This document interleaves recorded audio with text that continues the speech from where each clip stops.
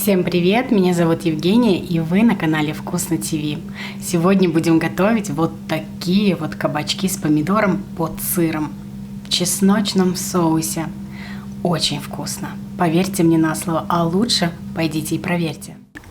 Итак, первым делом, что мы сделаем, это порежем цукини, либо же кабачки вот такими колечками.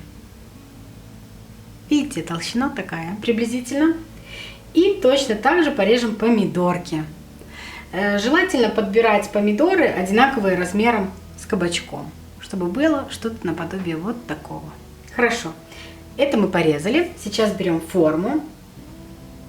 И нам нужно ее смазать маслом растительным, что мы сейчас и сделаем.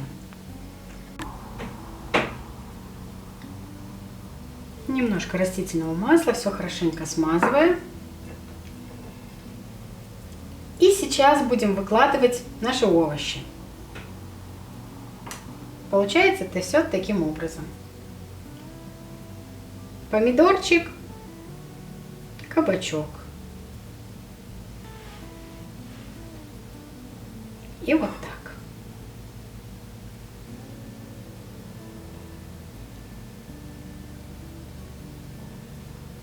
Старайтесь. Если у вас форма квадратная, то будет немножко проще. У меня, видите, она такая овальная, поэтому получается так.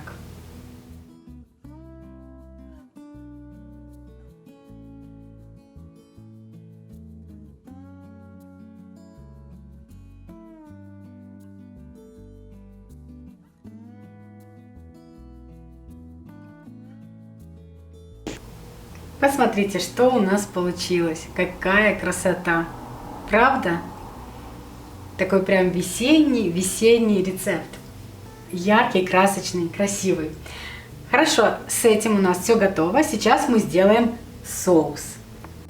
Итак, для соуса нам нужен домашний йогурт, либо обычный йогурт, либо же сметана, зелень и чеснок. Чеснок я пропустила через пресс. И сейчас все это смешаем. Из зелени у меня укропчик и зеленый лук. Можно обойтись чем-то одним. Или той же петрушкой также, в принципе. Но мне кажется, вот именно укроп и зеленый лук лучше всего. Смотрите, какая красота получается. Можно уже так есть, серьезно. Хорошо, добавляем чесночок. Количество чеснока можете регулировать, больше-меньше, кто как любит. Боже, сказочно, сказочно. Хорошо, соус готов. И сейчас кабачки немножко поперчим, посолим.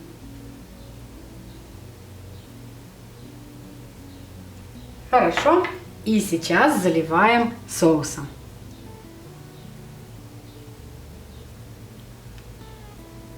Хорошо, когда йогурт очень жирный и достаточно густой. У меня же это домашний, поэтому он такой жидкий. Но тоже будет очень-очень-очень-очень вкусно. Готовлю уже не первый раз. Это такая палочка-выручалочка, когда в доме есть кабачки и помидоры. И хочется чего-нибудь быстрого и такого легкого.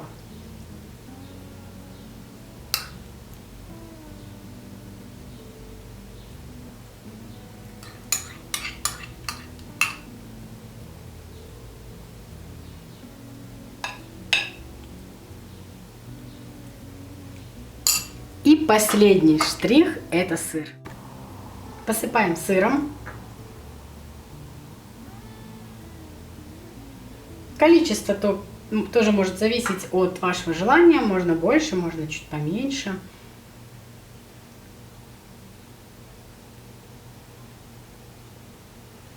Так, хорошо. И сейчас духовка уже включена на 180 градусов.